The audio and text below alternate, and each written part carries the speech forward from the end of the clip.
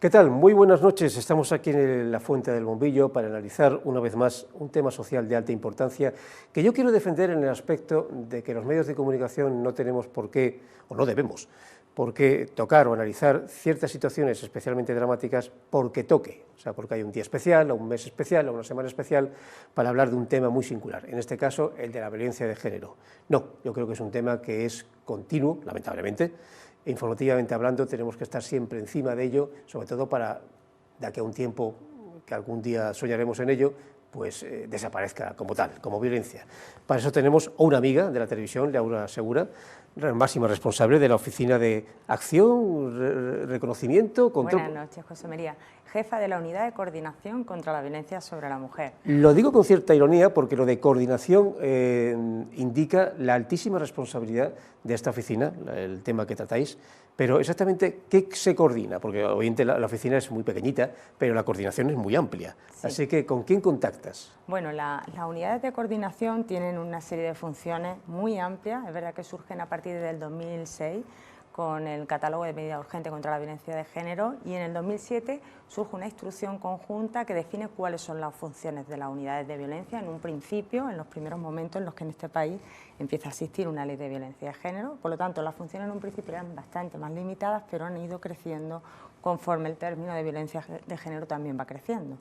Así que llevamos por un lado todo lo que tiene que ver con la parte de la coordinación con todos los agentes que de alguna manera están implicados en materia de violencia de género, fuerzas y cuerpos de seguridad del Estado, justicia, colegio de abogados, centros de las mujeres, en este caso en Melilla, las casas de acogida, el SEPE, seguridad social, centro de estancia temporal de inmigrantes, todo lo que son las entidades en Melilla, ONGs, organizaciones y asociaciones que de alguna manera trabajan con mujeres, es decir, es un abanico inmenso de entidades, de organismos e instituciones que están implicados en la lucha contra la violencia de género. Entonces, esa es un poco la parte de coordinación, las funciones son muchas más. ¿Cómo se ha llevado esa coordinación en un tiempo pasado que relativamente está cercano? Me refiero a la época COVID, porque una de las particularidades del COVID, dentro del tema biológico y cruel, me refiero a enfermos, incluso fallecidos, y no pocos, ha sido que llegó de golpe. O sea, lo vimos venir al cabo de unas semanas, unos pocos meses, y el presidente de la Nación dijo: España cerrada, bueno, España y el mundo cerrado. Hubo sus tramos, primero 100 días donde estaba todo cerrado y poco a poco una apertura muy pequeña. Entonces, claro, muchos de nosotros nos preguntábamos, los pocos que podíamos ir por la calle, oye, ¿qué pasa con este sector o qué pasa con esta situación? ¿Qué pasaba con el tema de la violencia de género? ¿Qué llamadas recibisteis de personas que, voy a decirlo claramente, tenían que seguir conviviendo, por ejemplo, con sus más que potenciales maltratadores y nadie podía salir de casa? Así es, cuando el 14 de marzo se cierra todo, yo creo que el sentir general de todas las unidades de violencia de género, así como todas las instituciones implicadas en violencia de género, fue preocupación absoluta, porque sabíamos lo que suponía. Los estados en el hogar al final son estados de riesgo y sabíamos que había muchísimas mujeres que iban a quedar en las casas, iban a quedar con sus agresores, sus hijos e hijas, durante muchas horas, 24 horas al día, y esto era un auténtico riesgo para sus vidas, para su salud y para su integridad, así como para la de sus hijos e hijas. Entonces, lo primero fue, sobre todo, tener en cuenta de que había determinadas administraciones que tienen cara al público, que atienden a la ciudadanía, y en el caso de violencia de género se hace de cara al público. En aquel momento había que establecer muy claro cuáles eran los horarios, cómo íbamos a hacerlos, poner en coordinación todo lo que serían los contactos de asistencia, porque hubo un momento en que cerraban los hoteles. Nosotros tenemos casas de acogida, cuando las casas de acogida en Melilla se llenan, tenemos a nuestra disposición todo lo que tiene que ver con la hostelería y con los hoteles. En aquel momento ni siquiera los hoteles estaban a disposición de la ciudadanía. Por lo tanto, tuvimos que coordinar todo el trabajo que tenía que ver también con las casas de acogida, porque sabíamos que en cuanto la situación fuera cambiando, sobre todo en relación con los primeros días de la pandemia, conforme la situación fuera cambiando, las situaciones de riesgo iban a ir creciendo y el espacio en las casas de acogida se iría reduciendo. Entonces, lo primero que hicimos es establecer mecanismos de coordinación con fuerzas y cuerpos de seguridad del Estado, sobre todo para valorar todos aquellos casos que teníamos en el sistema de Biogen y que sabíamos que eran casos de vulnerabilidad o de riesgo extremo, medio y alto, aquellos casos que tenían hijos o hijas con menores en situación de vulnerabilidad también, que existen, o con menores en situación de riesgo, y observar qué estaba pasando, porque también tenemos situaciones en las que sabemos que hay mujeres que han reanudado la convivencia con sus agresores, y eso lo tenemos también en Biogen, o agresores que son reincidentes, etcétera. Y sabíamos que iba a haber mujeres que estaban en casa con el agresor, o mujeres que en aquel momento simplemente estaban informándose, llevaban un tiempo trabajando, por ejemplo, con el Centro de la Mujer o con las distintas organizaciones que trabajan con mujeres, que llevan tiempo trabajando la preparación de una denuncia, pero que hasta el momento no habían denunciado y que a partir de ese momento se quedaban en casa. Entonces, bueno, la preocupación fue total. Sabíamos que teníamos que empezar, que había que sobre todo hacer llegar a la ciudadanía que los recursos estaban, que todo iba a seguir funcionando, aunque todo estuviera cerrado, aparentemente cerrado, pero lo que tenía que ver con violencia de género seguía activo. El juzgado, las fuerzas y cuerpos de seguridad del Estado, las casas de acogida, los centros de la mujer, etcétera. Y ese fue el trabajo que se hizo, no solo en la ciudad, sino a nivel de gobierno. Se estableció un plan urgente para que toda esa información llegara, incluso con campañas de información, con todos los que eran los recursos que existían en ese momento, para que las mujeres supieran que se podía llegar a una denuncia sin ningún problema, que podían salir a la calle, que no iban a ser multadas en el momento de ir a interponer una denuncia, que las entidades y organizaciones también tenían la posibilidad de salir a acompañar, que es que todo esto fue un panorama muy complicado, porque hablamos de violencia de género en el ámbito de la pareja o expareja, pero también hay otras violencias de género donde distintas entidades trabajan saliendo a la calle, saliendo a los pisos, como puede ser la trata, la explotación sexual y la prostitución. Y en aquel momento esas entidades que hacían ese trabajo de calle no podían hacerlo y necesitaban autorizaciones para poder hacerlo. Fue un trabajo muy complicado. Es cierto que lo que nos encontramos fue que los primeros días, sobre todo a partir del 14 de marzo hasta final de mes, no hubo en Melilla una sola denuncia.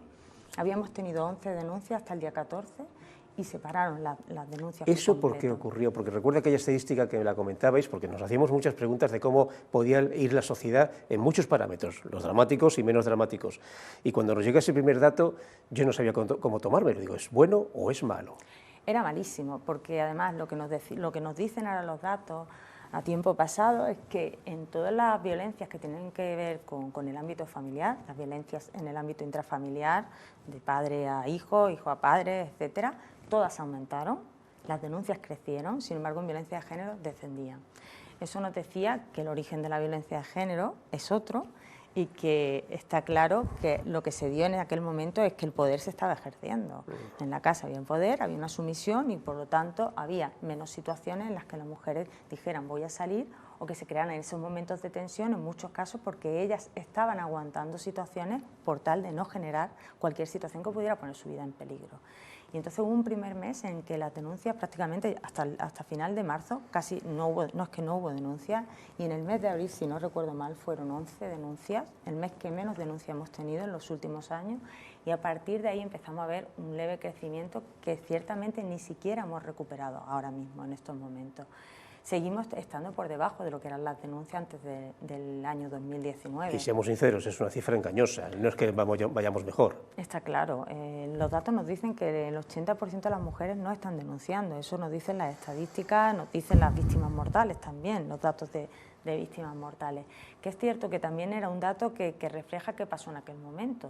También se reducen las víctimas mortales en ese periodo de confinamiento, en ese periodo de pandemia. Sin embargo, en el momento en que empezamos a salir a la calle, hubo un momento con un repunte impresionante de los casos de mujeres víctimas mortales, incluso también menores.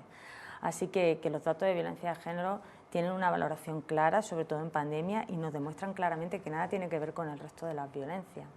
Eso al principio. Bien, no digo que el COVID haya pasado, ni muchísimo menos, pero está claro que el drama en sí se ha disminuido en gran manera y la sociedad vuelve a estar en movimiento. De hecho, nos preocupan más otros temas como la recesión económica, producto de muchos acontecimientos que no vienen a cuenta ahora hablar sobre el tema.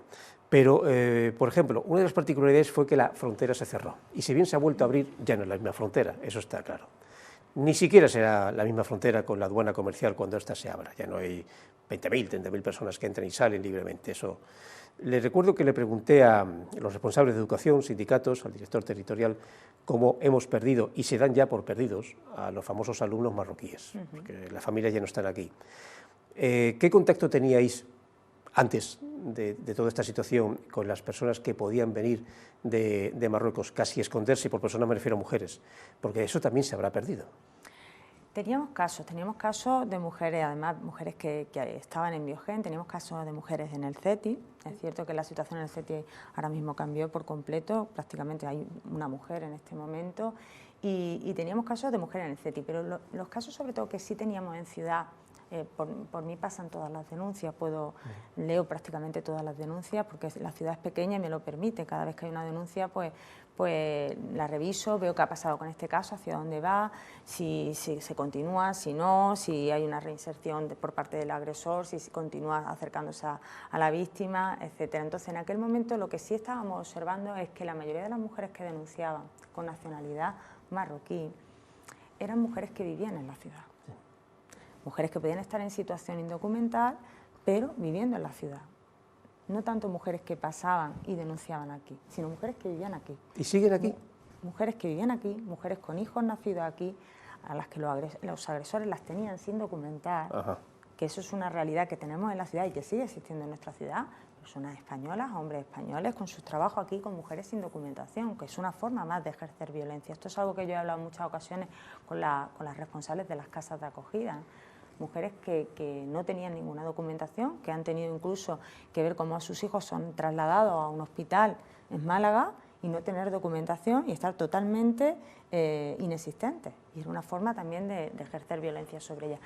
Yo no creo que haya afectado, y lo hago así porque he hecho un balance, y además lo he hecho en las mesas de coordinación. No creo que haya afectado tanto el cierre de la frontera con el descenso del número de denuncias. Y hay un dato que a mí me hace creerlo así, son las concesiones de residencia, de residencia y trabajo que se dan a víctimas de violencia de género por circunstancias excepcionales. Una vez que una mujer denuncia que no tenía documentación, tiene acceso a su tarjeta de residencia y trabajo, así como sus hijos mayores de 16 años. Y cuando se produce el cierre de la frontera, ese año, el año justo de la pandemia, curiosamente, tenemos más concesiones de residencia, sí, y voy a dar un dato, pero no lo sé exactamente, yo juraría que fueron 26 con referencia a lo que había pasado en el año anterior. Es decir, eran mujeres que estaban en la ciudad y en aquel momento fue cuando denunciaron, no tanto mujeres que iban pasando. Sí se nos dieron muchísimos casos, pues mujeres que habían dado a luz, mujeres que estaban aquí en piso y que habían dado a luz en aquel momento. Nos encontramos con situaciones muy complicadas, mujeres que estaban en casas trabajando, empleadas del hogar y que habían sufrido algún tipo de agresión, que habían tenido que salir corriendo. Serían circunstancias pues muy excepcionales, o mujeres solicitantes de asilo, y en aquel momento el centro de estancia temporal estaba totalmente completo, estaban a 1.400 y pico personas y tuvo que cerrar, y hubo que acoger a mujeres solicitantes de asilo en centros de recursos excepcionales, asilo por violencia de género. Pero yo no creo que haya afectado tanto a la situación en cuanto al número de denuncias, y creo que el dato de las concesiones de residencia es un dato que nos hace ver un poco también qué ha pasado en esos momentos, ¿no? Que sobre todo eran mujeres que estaban aquí en la ciudad. Vuestra oficina ha tenido un otoño y comienzo del invierno muy intenso a nivel de acciones y acontecimientos, han incluido los propios periodistas, pero ha habido sobre todo variedad y temáticas que nos han demostrado cómo este tema tiene muchos colores y muchas ramas, dependiendo pues, de las estadísticas de la violencia, de qué tipo de violencia, porque siempre cuando hablamos de violencia de género nos vamos al final del eslabón, la muerte, pero no, porcentualmente hablando no se llega a eso, y la violencia es constante, diaria. Los jóvenes, el tema de los teléfonos, la vigilancia, ese nuevo machismo tecnológico, yo creo que lo habéis abarcado todo. A mí me gustó bastante un encuentro, conferencia, que tenía su título, era irónico, sobre eso de ser, pues eso, hombre, o machote, o macho. Incluso nos hemos pasado un otoño con cierto tono bromista sobre el hombre blandengue, que no sé exactamente qué significa eso, pero bueno. Pero vamos, ironías aparte, porque de aquí se puede sacar muy poco chiste, sí nos gustaría que nos explicaras esa especie de nuevo formato, nuevo frente que habéis abierto, supongo que para evitar la violencia ya con tiempo de antelación, de qué es ser hombre o qué no es ser hombre, porque todavía mucha gente considera que ser hombre hay que ser agresivo, con una acción prepotente, violento. Sí, cuando te comentaba las funciones que tenía la unidad y hablaba de la coordinación, hay una parte fundamental que es la parte de prevención, sensibilización y formación. Entonces, el trabajo clave también de la unidad es hacer todo lo que tiene que ver con formación de profesionales y sensibilización en sociedad, pero también hacemos un trabajo constante con universidad, con centros educativos, etcétera. Dentro de la prevención, llevamos años trabajando la sensibilización, trabajamos campañas, sobre todo, siempre han estado muy enfocadas a las mujeres, sabemos, y también sabemos desde hace tiempo, que tenemos que empezar a enfocar también las campañas hacia los hombres, el verdadero cambio tiene que venir también desde los hombres, y por eso considerábamos clave trabajar actividades que tuvieran que ver con el concepto de masculinidad. Entonces, a partir de esa idea de sensibilización y formación que teníamos en mente, que además venía también potenciada por un seminario que hay de trabajo en centros educativos que trabajan la masculinidad y que trabajan la masculinidad igualitaria en los centros educativos de nuestra ciudad. Hay un grupo de docentes que llevan 2 años trabajando en un seminario sobre masculinidades y cómo llevarlas al aula, este nuevo concepto de masculinidad igualitaria, algunos hablan de nuevas masculinidades. Pero llevamos tiempo trabajando en este tema y el propio Ministerio de Igualdad desde el Gobierno sacó una campaña este trimestre que hablaba de ese hombre blandengue. El hombre blandengue nos lleva pues a una entrevista del Fari en el que le preguntaban sobre el hombre en sí. Entonces él hablaba del hombre blandengue como el hombre que hoy entendemos como debe ser un hombre igualitario, un hombre que trabaja por igual en el hogar, que establece cuidados en cuanto a lo que tiene que ver con la crianza de los hijos y de las hijas, que muestra sus emociones, que muestra su sensibilidad. Y de ahí surge esta campaña, que es una crítica a ese hombre blandengue que criticaba en su día Fari, mostrando imágenes de una masculinidad tan necesaria e igualitaria hacia la que tenemos que avanzar, ¿no? Entonces hemos hecho este trimestre, esta jornada, esta actividad Serás Hombre, que es la proyección de un documental de Isabel de Ocampo, que habla concretamente pues, de la necesidad de una masculinidad distinta. Está claro que ser hombre es ser hombre hoy, tal y como lo dictamina el patriarcado, con una serie de connotaciones, unas expectativas desde que el hombre nace y una serie de roles que vienen muy marcados, que condicionan el estar de los hombres en la sociedad y que al fin y al cabo también nos condiciona en las relaciones hombres y mujeres. Y en ese documental pues, se establece una visión de todos los elementos. Yo creo que además hace una visión en la película magistral de todos los elementos que influyen de alguna manera u otra en la masculinidad. Lo hace a través de 2 protagonistas, uno es un artista y un artista además que a través de performance intenta sacar un poco su dolor sobre una experiencia pasada en relación con la masculinidad, y un exproxeneta no arrepentido, pero que cuenta cuál es su situación y cómo ha explotado a las mujeres y ha visto en ellas billetes y mercancía. Y todo esto a su vez también acompañado de 2 elementos que son un grupo de publicistas que hablan sobre cómo influye todo lo que tiene que ver el mercado, la publicidad, etcétera, en la masculinidad, y un centro educativo con la necesidad de ese cambio en la masculinidad. Así que creemos que es clave trabajar estos aspectos, por eso propusimos esta mesa coloquio con la directora Isabel Ocampo y esta proyección del documental para hablar y poner el foco en la masculinidad también, pero además ponerlo en positivo, poner sobre la mesa todo aquello que es negativo y hacia dónde queremos avanzar, y debemos avanzar como sociedad y necesitamos que el hombre evidentemente nos acompañe. Hablando de sociedad, ¿cómo están los jóvenes de hoy día? Porque me llegan datos, y aquí pongo un poco mea culpa, que a veces los medios de comunicación ampliamos los datos negativos, le damos ese titular, esa cabecera así como un poco llamativa. No digo que no me quiera creerlo, pero no me creo que todos los jóvenes tengan ese sentido machista o que todos utilicen de forma indebida los teléfonos para vigilar a la pareja, cosa que también puede pasar perfectamente al revés. O sea, ya los celos los pueden usar todo el mundo y todo tipo de género. Pero bueno, como con la experiencia que tú tienes y las estadísticas que mueven, llevamos ya años, muchos lustros, aunque lo que nos queda mucho en prevenir, y la prevención, eso, lleva tiempo. Así que, ¿cómo están las nuevas generaciones? Pues lo que nos dicen los datos es que estamos observando una evolución totalmente diferente en cómo están viviendo esta prevención, sensibilización y formación en lo que tiene que ver con la igualdad, el feminismo, las mujeres jóvenes, y cómo lo están viviendo los chicos jóvenes, hombres. Las mujeres cada día son más conscientes de la necesidad de esta igualdad, de este cambio, entienden lo que es el machismo y cómo le afecta a su vida. y entiende lo que es el machismo y cómo afecta de otra manera también a los hombres, pero los hombres muestran más reticencia en cuanto a ser conscientes de todos estos privilegios, que al final son privilegios que los ponen en una situación de superioridad. ¿Qué estamos observando? Pues que vemos caminos que no van al mismo ritmo.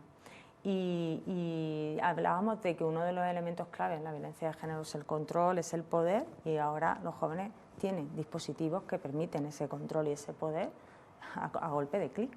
Las redes sociales, el WhatsApp, el TikTok, todo esto nos permite directamente conectar con una persona, poder presionar, poder coaccionar a la persona, incluso exponerla al resto de la sociedad. Estamos observando amenazas, eso sí, muchas amenazas que tienen que ver con las redes sociales, con mostrar vídeos, con enseñar vídeos o fotografías a familiares, y sí existe presión a través de las redes. Hemos llegado a encontrar incluso amenazas que tienen que ver hasta con Bizum. Si no me puedo acercar a ti porque me has bloqueado en todas las redes sociales, porque me has bloqueado a través del WhatsApp, te mando un mínimo de dinero y de esa manera a través del Bizum te mando un mensaje. Hasta ese punto llega la necesidad. Ingenioso dentro de la crueldad. Eso es verdaderamente alucinante, pero es así. Entonces todo esto tiene que ver con el control, con la coacción y con el poder en sí. Y las redes sociales están haciendo bastante daño. Es cierto que no nos encontramos tantas, al menos denunciadas. No quiero decir que no exista, que sí la hay. Tenemos menores en Biogen, no tenemos un porcentaje muy alto, que aunque haya una ya es alto, pero es cierto que no es tan alto, pero las que tenemos normalmente sí son por violencia física, pero sí sabemos que hay mucha violencia en este sentido, que muchas veces no es denunciada. Se comenta en el centro, se habla con profesores y es difícil muchas veces que las chicas decidan ir a denunciar una situación de este tipo, es muy complicado, no quieren exponerse, sus propias familias, sus padres, sus madres no quieren exponer a sus hijas al juzgado, a tener que hacer una declaración, y finalmente es difícil que continúen con un procedimiento de este tipo. A mí me sigue resultando caso, pasa que casi necesitaríamos aquí un psicólogo también. Como periodista considero que ha habido puntos de referencia, puntos de inflexión sociales. Uno de ellos fue el famoso tema de la manada. Y me sigue sorprendiendo cómo de vez en cuando salen en las noticias alguna nueva manada. Me sigue sorprendiendo en el aspecto de sobre que el hecho de no solamente que ejercen esa crueldad, sino que no son conscientes que están pillados desde el primer momento. Afortunadamente, estas nuevas manadas no matan a la víctima, porque son víctimas, en mi opinión. Y considero que se lo han pasado bien, con lo que, sin saber que están pillados desde el primer momento. Primero porque cuando ejercen esa maldad tienen teléfonos móviles que los sitúan desde el punto de vista físicamente. La policía puede descubrir, pues, si estuviste ahí a esa hora y en ese momento, si no, incluso hasta rueda en la escena. Parece ser que, insisto, aparte de la crueldad, hay una estupidez mental, no generalizada afortunadamente, pero sí en personas que no he visto que les haya disuadido temas como ejemplo como el de la manada, o también algunos deportistas que se metieron en follones de este calibre, que ahora todos deben ir, primero porque sí, y segundo por cuidado, con pies de plomo, porque evidentemente cuando se da la noticia sale incluso a nivel nacional, sea hasta en el pueblo más pequeño, enseguida hay una persecución mediática y policial, y a las personas que pillen, obviamente casi todos siempre chicos, hombres, muchos de ellos mayores de edad, pues no soy juez, pero evidentemente se van a meter en un follón jurídico y judicial que les puede marcar de por vida. Cuando hablamos de la cultura de la violación, estamos hablando de la normalización de todo esto, ¿no? Claro. De lo que tiene que ver con el acceso al cuerpo de las mujeres. Y hablábamos de jóvenes, hablamos de las manadas, y hay una multiplicación de casos de manada, estamos viéndolo diariamente en toda España. Y sabemos que hay una violación pues cada 4 horas y que las violaciones son una realidad infradenunciada. La violencia sexual no se denuncia, eso es un gran problema que tenemos como sociedad. Nosotros estamos viendo los datos de violencia de género y hablamos de que sale a la luz un 20%, y hablamos de un 20%, pero es que de la violencia sexual es la violencia menos denunciada. Las manadas se reproducen, y se reproducen porque hay una normalización de la cultura de la violación, y esto es una realidad, y en los jóvenes aún más. Y tenemos un problema que es la pornografía. La gente joven está llegando a la pornografía, nos dicen los datos que con 9 años, un niño, una niña, en este caso, en la mayoría de los casos, los niños que lleguen, van a llegar a través de su teléfono móvil, el teléfono móvil de papá, de mamá, simplemente poniendo culo. En el momento que pongan esto y no haya un bloqueo en el móvil, un control parental, va a llegar sin darse cuenta al porno. Y van a aprender, los jóvenes en nuestro país están aprendiendo el sexo, qué es una relación sexual, a través de la pornografía. Y lo que sabemos claramente es que la pornografía es violencia.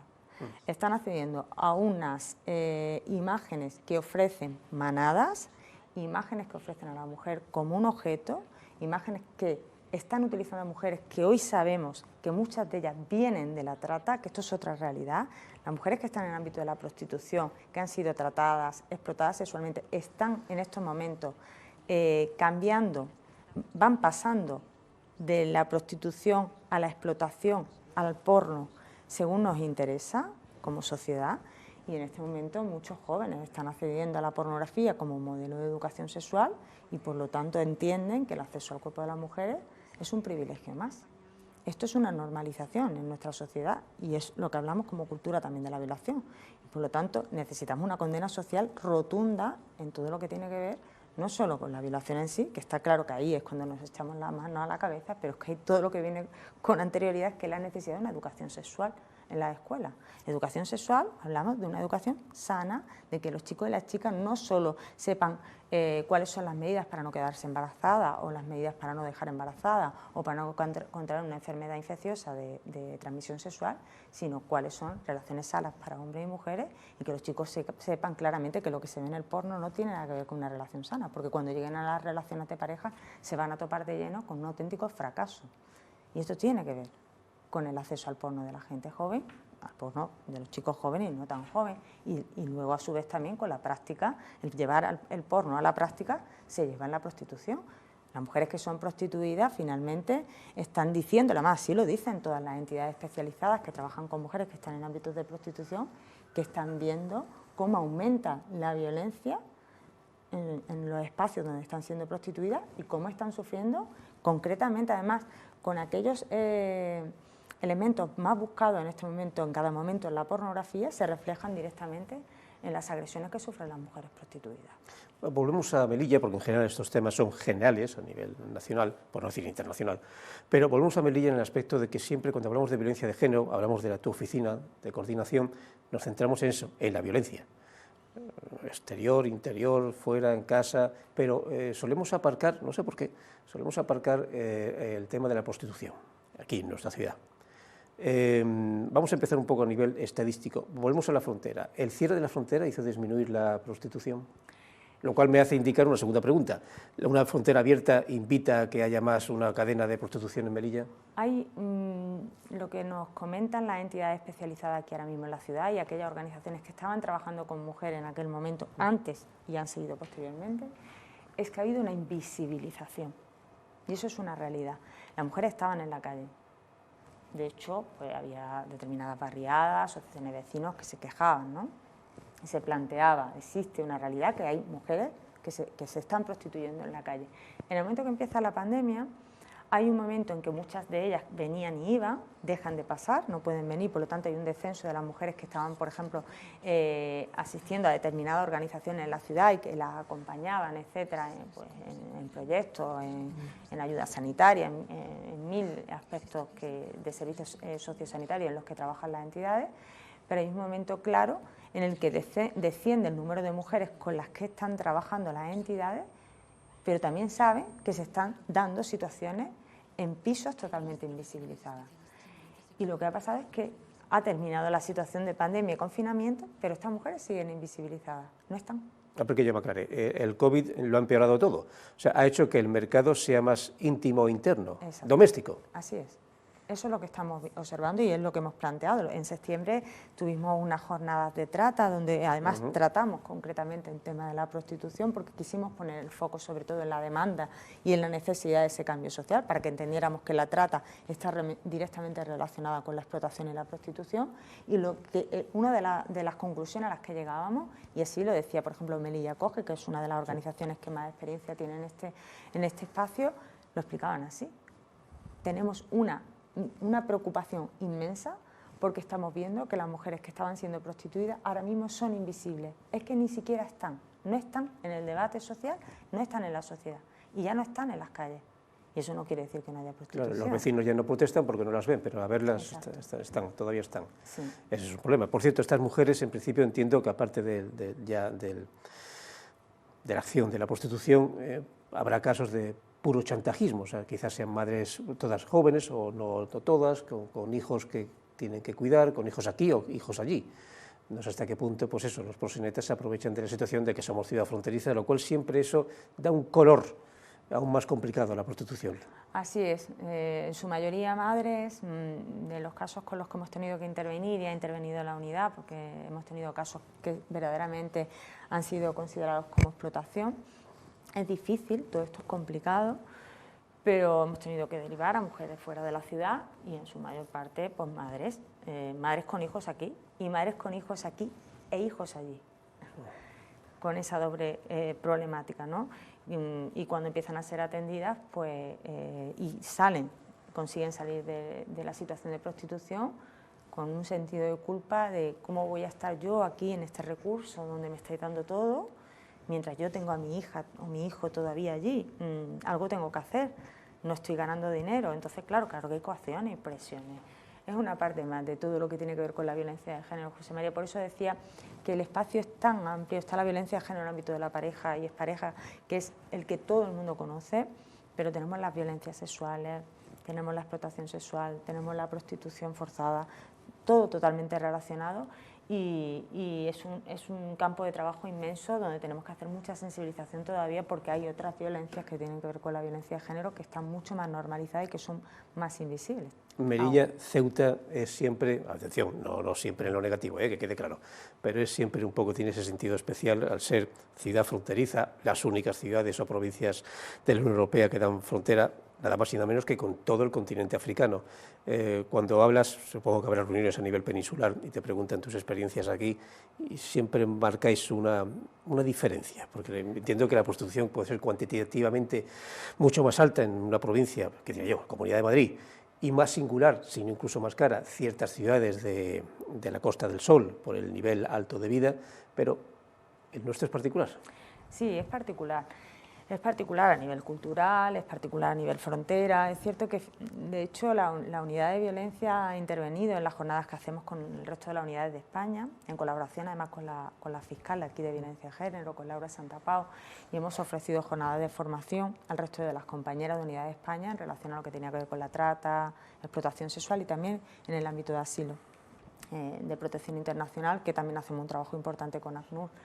Y claro, a nosotras se nos han dado situaciones casuísticas que yo cuando empecé la unidad planteaba a mis compañeras y decían, no sabemos resolverte, esto no sabemos cómo se resuelve. Claro, y al final se van dando situaciones que aprendemos a resolver, pero lo que tenemos es que protocolizar y aprender a cómo dar respuesta lo más rápida posible, pero que haya una coordinación, porque si no, pues finalmente vamos poniendo parche. Entonces, lo que hemos intentado sobre todo es ver de qué manera podemos hacer que esa coordinación sea aún mayor, ya en sí la que existía en violencia de género, según la ley integral, pero también en todas las violencias de género, y una de ellas pues también tiene que ver con todo esto, que tiene que ver con la prostitución, la trata, etcétera. Es cierto que en Melilla el número de fallecimientos por acción directa de un mal hombre es relativamente bajo, que a veces incluso bajo, pero claro, también es una visión errónea, como he comentado al principio. Nos centramos siempre en esa estadística de la muerte, pero hasta llegar a ese final tan dramático hay todo un tipo de violencias antes de llegar a eso. Recuerdo algunos casos, recuerdo aquellas bastante espectaculares, recuerdo casos sonados. A ver, recuerdo aquella como mujer que llega a la península y su compañero la mata básicamente delante del centro de hípica. Recuerdo un caso que a mí me impactó bastante, antiguo, muy antiguo, porque vi la violencia, noté la violencia en aquel individuo. Lo recuerdo, pues, lo comento pues algunos de ustedes todavía lo recuerdan, nada de estos 15, 20 años. Un individuo sale de prisión de Madrid. No recuerdo muy bien si estaba encerrado por un tema de delito de droga o por violencia. Y se ha pasado bastantes años. De Madrid coge un autobús y se va a Almería, de Almería coge un barco y se va a Beniansar, de Beniansar atraviesa la frontera, era cuando se podía atravesar la frontera sin problema alguno, se va a un barrio de Almería determinado y a plena luz del día mata a su mujer y se queda ahí, lo detienen a los pocos minutos sin problema alguno, apenas se escondió. Claro, después de pasar muchos años en la cárcel, o sea, perder el sentido de la libertad, de ver el sol, de ver el sentido de profundidad, salir de la cárcel y en vez de darte, voy a decir algo irónico, casi chistoso, un paseo o vivir la libertad, te trasladas a todo correr al lugar de tu ciudad para cometer un delito de asesinato, cosa que en principio no había cometido antes, da verdadero pavor. Pavor porque es un suicidio social, o sea, no solamente mata a la mujer, sino que es un suicidio social. Está ese hombre pues, muerto de por vida, con una pena posiblemente de muchos años. Son casos radicales, eso sí, son casos radicales. Y de hecho, es que hay un porcentaje muy alto de hombres que posteriormente se suicidan. Sí.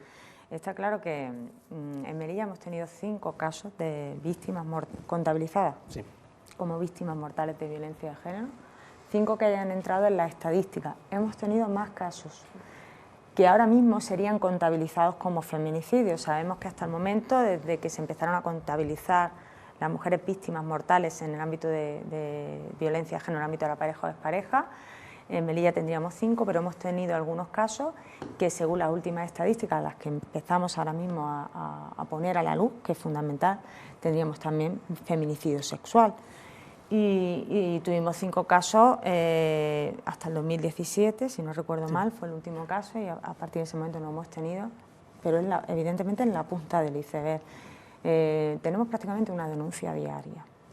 Hemos tenido un mes de agosto y septiembre, creo que ha sido 31 denuncias el mes de agosto, una diaria, que no es así porque en realidad se acumulan, hay días en los que hay 5 denuncias. Si tienen la posibilidad de hablar con Fuerza y Cuerpo de Seguridad del Estado, hay días que están totalmente desbordados, policía, Guardia Civil, sobre todo policía, que es quien verdaderamente tiene todo el grueso de las denuncias de violencia de género, y es la punta del iceberg. Es cierto que hemos tenido 5 víctimas, la última en el 2017, yo cada mañana me levanto diciendo que no vuelva a haber una víctima mortal en nuestra ciudad, pero sí tenemos mucha violencia, y violencia muy extrema, hay casos totalmente desgarradores. Y hay una cosa que es muy preocupante, es que el riesgo no es predecible.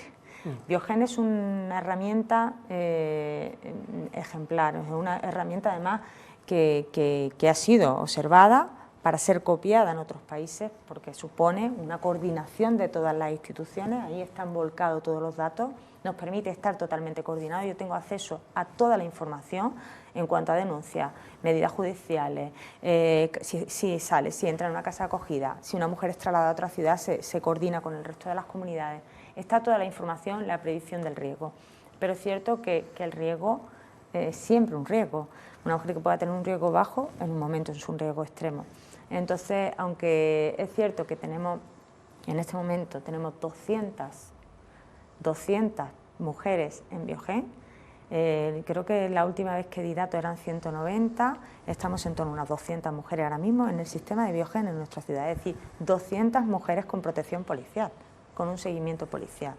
Es decir, que en cualquier momento puede haber una situación muy extrema, por lo tanto, la alerta siempre, independientemente del riesgo.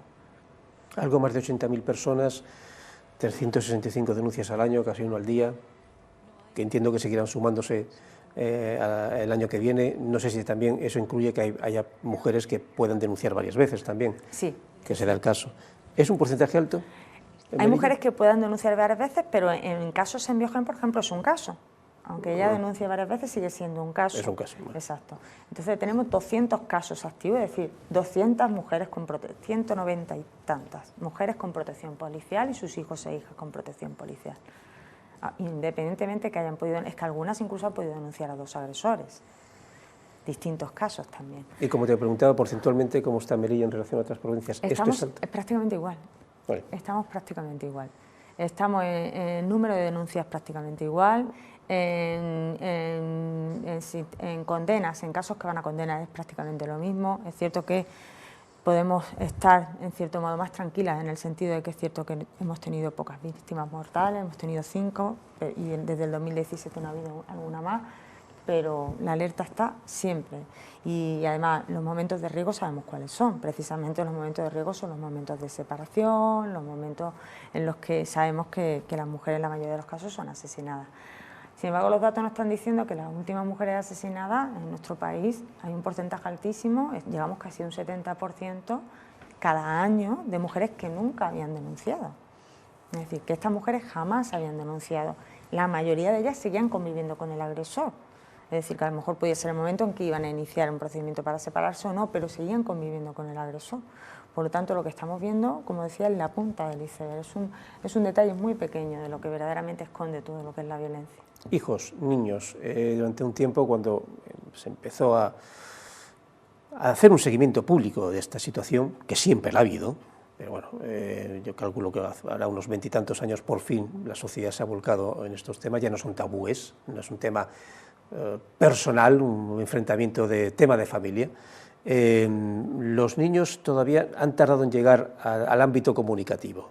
Han llegado cuando no solamente se han visto afectados como testigos, sino también como víctimas.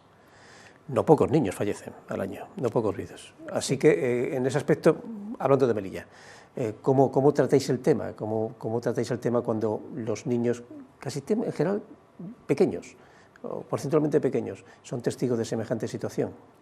Sí, más del 70% de las mujeres que son víctimas denunciadas, de las que han denunciado, son madres.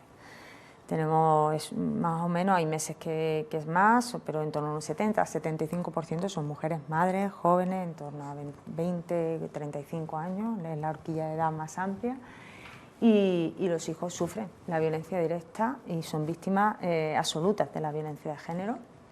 De hecho,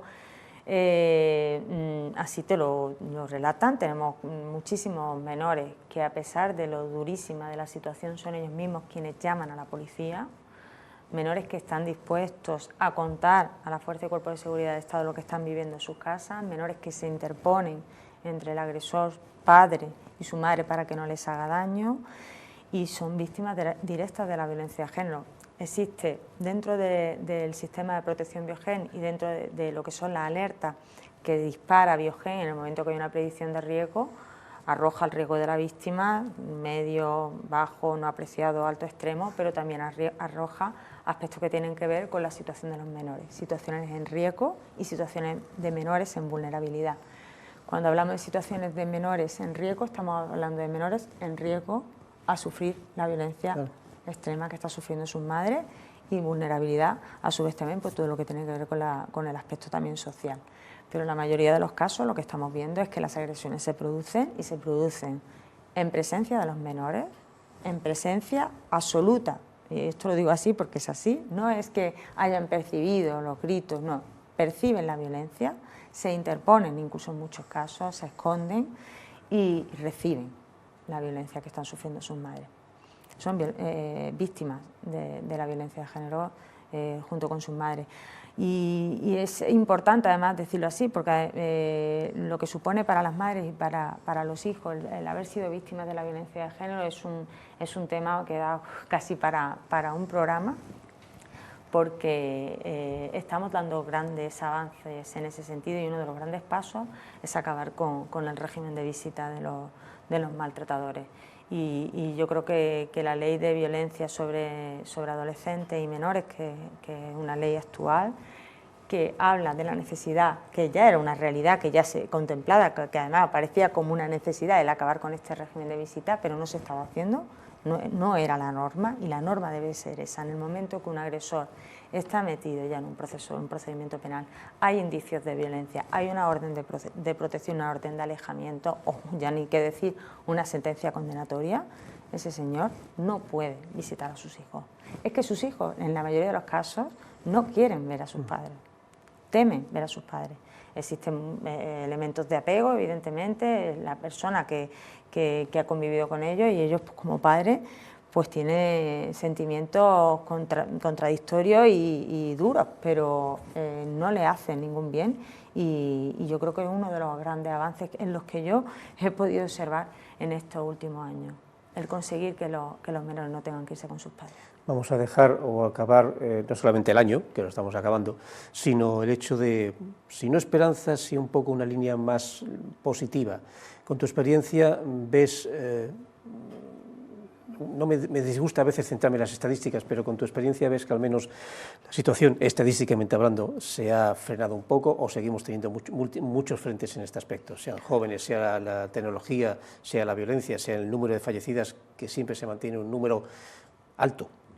Hay un aspecto positivo, y es que si observamos la línea de víctimas mortales desde que existe la ley de violencia de género hasta la actualidad, hemos visto un descenso absoluto. Teníamos unas 70 mujeres asesinadas al año. Es verdad que el año de pandemia hubo menos, también motivado, yo entiendo, por esa situación extraña de confinamiento donde muchas mujeres no quisieron romper las relaciones, etcétera, pero es cierto que ha ido descendiendo y cada vez más, y este año precisamente tenemos de momento la línea más baja. Ha sido el año que menos mujeres se han sido asesinadas de momento. Tenemos que ver cómo acaba el año, pero quiero pensar que está habiendo una mayor conciencia y que hay un cambio social. ¿Nos queda mucho? Sí, pero hay que ver ese dato, que es importante, es decir, que lo que se está haciendo, que las leyes sirven, que funciona y que algo está cambiando. Pues Laura Segura, máxima responsable de la Oficina de Coordinación de muchas cosas sobre la mujer y violencia de género, una vez más te agradecemos aquí la visita para hablar de temas muy serios, muy dramáticos, muy oscuros en cierto modo, pero que considero que los medios de comunicación tenemos que constantemente hablar de ellos y no solamente una fecha determinada porque se recuerde, se celebre. No, creo que eso ya hemos pasado esa fase, que esto es un conflicto, cabría decir, social, que es continuo y quizás la mejor señal sea que un día tú no tengas oficina, valga un poco, tenga que buscar otra línea administrativa, pero que no tenga que haber una oficina de coordinación sobre la violencia de género. Creo que estamos todavía muy lejos, pero bueno, en ello estamos, eso sí, en ello estamos. Pues nada, Laura, hasta la próxima, porque creo, como te he dicho al principio, eres casi compañera ya de aquí de la televisión, si no en este programa, en programas de compañeros y compañeras de esta cadena y de otros muchos medios de comunicación. Y felicidades por todos los actos y acciones que habéis realizado en este último trimestre de este año. Pues muchísimas gracias, y gracias a los medios, porque la función de los medios es clave también en todo ese cambio social. Pues aquí dejamos en esta Fuente del Bombillo un programa difícil, un programa duro. No todo siempre es, digamos, de color rosa en la Fuente del Bombillo, es muy variado, por eso es la Fuente del Bombillo, y les dejamos hasta la semana que viene. Hasta entonces, muy buenas noches a todos.